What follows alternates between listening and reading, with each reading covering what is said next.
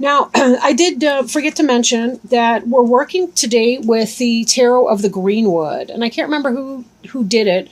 I keep meaning to grab the book in between recordings, and then I forget. So I'll try to get that out so people know what I'm looking at, or what we are looking at together. This card is on the bottom of the deck. And I kind of look at those as sort of a one-card summary of what's going on in the deck. But you'll see here we have the Four of Arrows, which indicates rest, right? Rest, meditation, for vision and for transformation, right? This really has to do with going within and taking that time out, right? Arrows is an intellectual suit. That's the suit of air.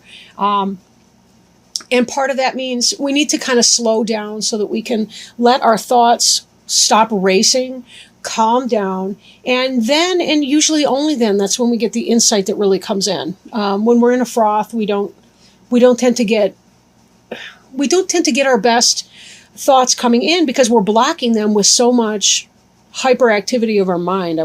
Super activity, I guess, but we have too much going on in our thoughts. So sometimes we do need to be sure to take that time to rest and to meditate, have some self-care time in order to get right so that we know what our best options are. Now, covering you, we have Five of Wands, which is power. Sometimes this can indicate the petty squabbles that come about in our day. We have to be really mindful too, but to choose our battles. Or we will find ourselves at unrest with a lot of different people. Just from the rest of the cards, as an overview, it doesn't look like this is anything that's really a big deal, but there may be some kind of power struggle that's going on for you. So you may want to be extra careful that you're choosing your battles and not allowing other people's insecurity or ego trip to unsettle you, I guess, in this time. Now, crossing you is the Six of Wands, which is the Harvest card. This has to do with reaping what you sow. This has to do with basically abundance coming in, right?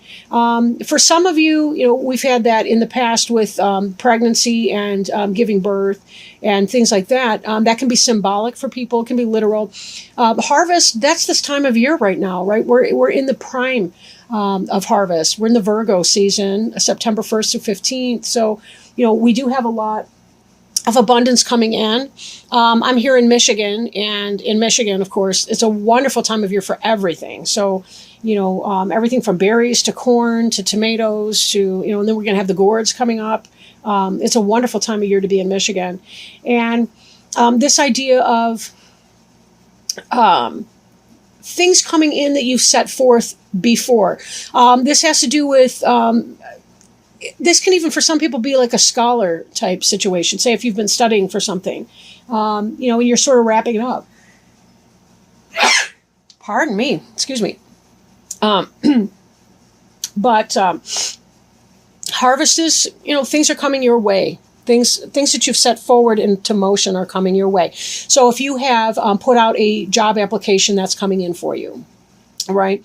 If you've been doing the work on the dating website, that could be coming in for you, where you're getting options and offers and things like that. So you have not been sitting idle, as things have not, you've been making things happen, basically. I'll move on to another card. I'm babbling. Speaking of needing to get clear in your thoughts, I apologize. What's crowning you? What may come to pass? What's on your mind? Future focus. Green Woman. Green Woman is comparable to Empress in other decks. She's fertility embodied, right? She's floral. She's flowering. She's fabulous, right? We've got the Sheila Nagig here. That has to do with symbolic birth, death, right? Rebirth, life. This is the divine feminine, right? The goddess archetype right here. Green Woman really is about being able to manifest. This has to do with our sense of harvest. Harvest is, in a sense, although wands is fire and fire is a male element, at the same time, harvest and the fruits, that's very, very feminine. She's the fruit, she's the embodiment of the fruit-bearing harvest goddess, really. And we see all of this in her and in her energies here, right? This has to do with you putting forth something, you bringing something forth, manifesting, fruits. You've done the work, and you're bringing forth and bearing your fruits, whatever capacity. The Fool has to do with new starts. This is something that you have, or that's an influence that's coming into play very soon. But you'll notice that she's let go of her burden, and I say she, could be a he, I don't know. But this person's let go of his or her burdens. They're taking that leap of faith, even though they're at the cliff, right? They're following the white hart into the new adventure. A hart, H-A-R-T, is a deer. But we see also, again, with the butterfly symbology, right? We saw that in the rest card here. And know that it may be a literal movement or travel, but it could also be a mental or philosophical traveling experience too. Adventure or journey. But this is you beginning a brand new path. The Fool card is the 0 card in the major arcana part of the deck. And the Fool has to do with that, sometimes we have to take that blind leap of faith. We know what we want. You have all this abundance coming in. Now's a good time for you to take these risks and try these new things, right? Now, behind you, we have skill. And for some of you that are completing school or that cycle, that's kind of what I had mentioned before, whereas this might be, if you've studied and you've taken the classes and so on, you're getting forward, or you're getting forth in your life to be able to get that certificate or diploma or degree or license or whatever certification that you need in your field. I should put this way, because it actually moves right to left in this layout. But you've put forward through your skill and your hard work, and now you're about to reap the harvest of that. Stones is the suit of the earth. So it's anything material that you've done. When you actually have to sit down and balance your book or balance your ledger, or when you have to study and write papers and do the daily grind, or clean your house, or whatever that is, prepare in some way. And this is about manifesting that which you've been preparing. Wands also, this is the fire suit though. It's things that we have passion for, right? But it's also about taking our passion and manifesting in an earthly way. So these two kind of go hand in glove, really. Now, before you is struggle, right? Struggle. But 8 of Arrows as a caution, that can be more about an intellectual struggle than anything that's going on specifically. However, we did have this other card before. So again, as we're moving right to left, we're seeing this is the current energy and this is what's coming to play. In spite of all this abundance, all this fecundity, right? All this verdant green that's going on around you, all this skill, all this hard work and these new beginnings and all the rest of it that you're hoping to manifest, these petty squabbles may get you down. This card can represent anxiety for a lot of people. Intellectual anxiety, mental thoughts, negative thoughts. This has to do, though, with the prison of our own creation. It's not that somebody else is doing something to us. It has more to do with our thoughts being destructive for us. Now, I don't know what this black spot is here. I tend to think of it as a hole like Bugs Bunny used to dive into. And I think to myself, is he walking towards that because he's going to seek shelter in that rabbit hole? And Bugs Bunny used to have a pretty nice setup in his hole, but the idea is, where's this going? Is this person going to do what with that? Be careful you don't let whatever these environmental struggles are for you, these power struggles, become your personal struggle. Choose your battles. But if you do struggle with anxiety, that's a real medical condition, can be. For a lot of people. So be sure that you're taking that seriously and seeking medical advice, therapy, whatever you need to do to help you through that. As you clarify your goals and determine what that is that you need in your life. Now, the card representing you is the balance card. This is a balance between polar opposites, yin and yang. This card has to do with being able to bring forth new things. This has to do with finding a balanced partnership. So if you're married, this can be about finding harmony and good balance in that relationship. These external struggles here may have to do with other types of power struggles, maybe not in your immediate family, but the surrounding, like the in-laws or your job environment, your business, that sort of thing. But overall, there's really, really good stuff in here, really, really positive for you. Right? There's also a sense of guidance. This is your environment here. This is about navigating through the use of the North Star or Southern Cross, depending which part of the hemisphere which hemisphere you're in, southern or northern or southern. And this here has to do with being able to find your own way in that, right?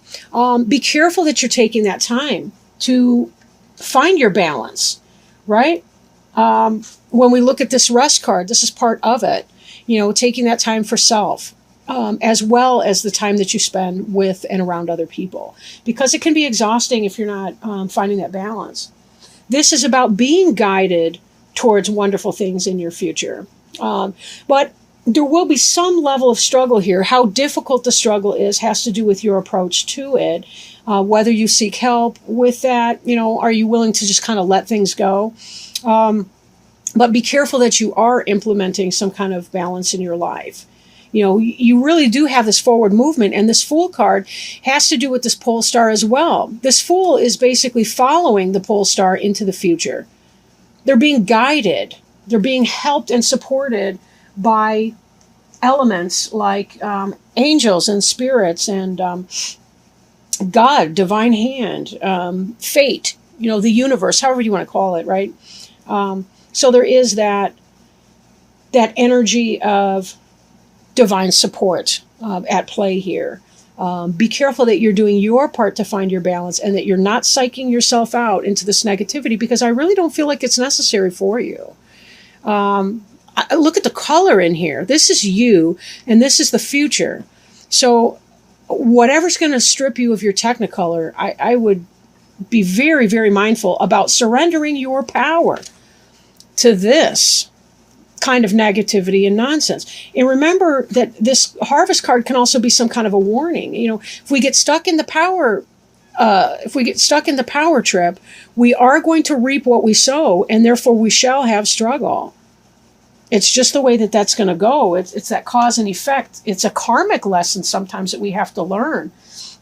But when we can let go, when we can put down our baggage, put down our burdens, and just move forward, understanding that we have everything we need to make this happen already. We have the divine support in the guidance of this pole star here. We also have the wings that we need to be able to fly, right? Please don't literally leap off a building, right? Okay, do I have to say that? I don't know who's watching. Okay, who can say? Now, hopes and fears. We have the healing card here.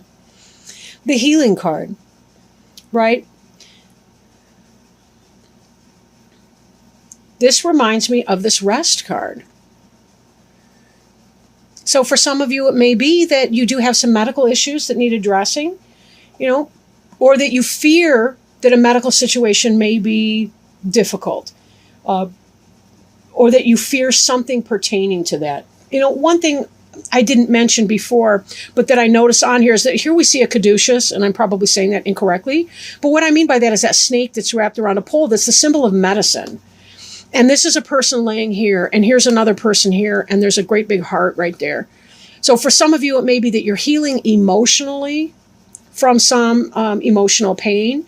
For some of you, maybe it's an actual heart issue or some other kind of a medical condition that you're suffering from. Know that it's going to take courage to get through that. And we may not have answers today as far as what that's going to look like for you, right?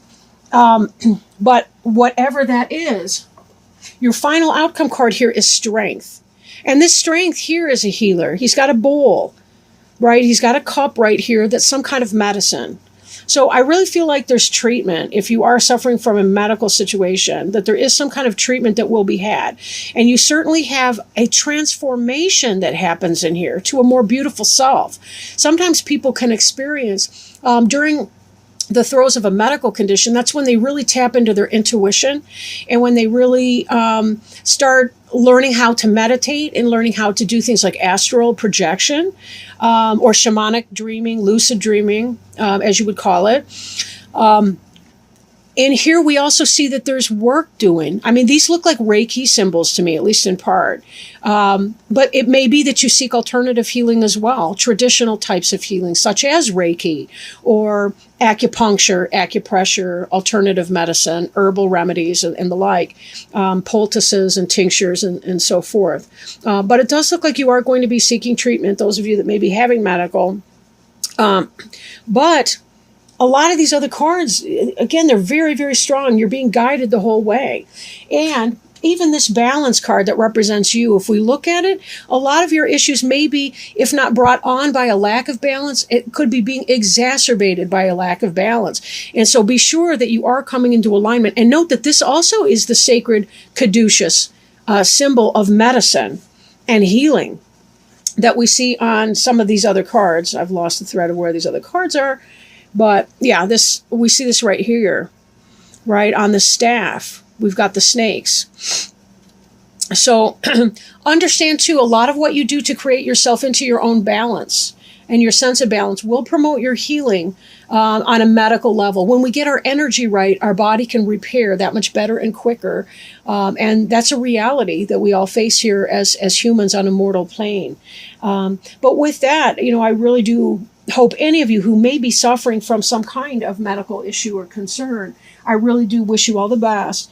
And, I hope that you certainly are seeking some kind of medical advice and so forth. Whoops. Okay. Now, what I will do is shuffle an angel tarot card over here.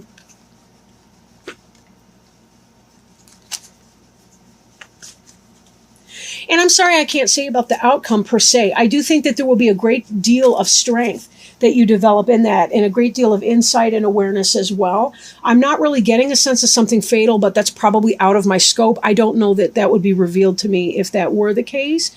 And also, given that our outcome cards are struggle and strength, this may be that you are fighting an anxiety disorder over your medical, but having anxiety when you're having a medical problem is not going to help you either. But just know that the final outcome of that is beyond the scope of this reading. This is a 15-day reading, and whatever that is, for those of you that are going through a medical issue, it's not something that's going to be covered in the span of this. So with that, I do apologize that I'm not able to be more clear on that.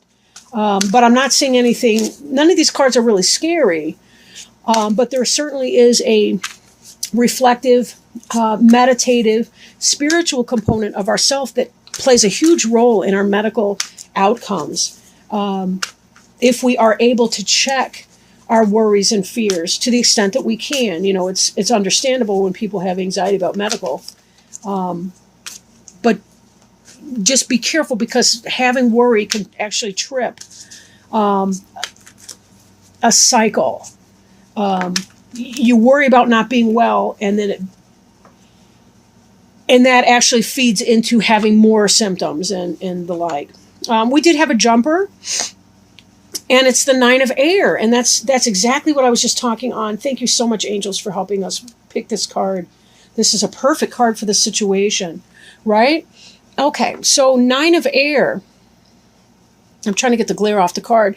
It says on the card, expecting the worst, self-fulfilling prophecies, and sleepless nights.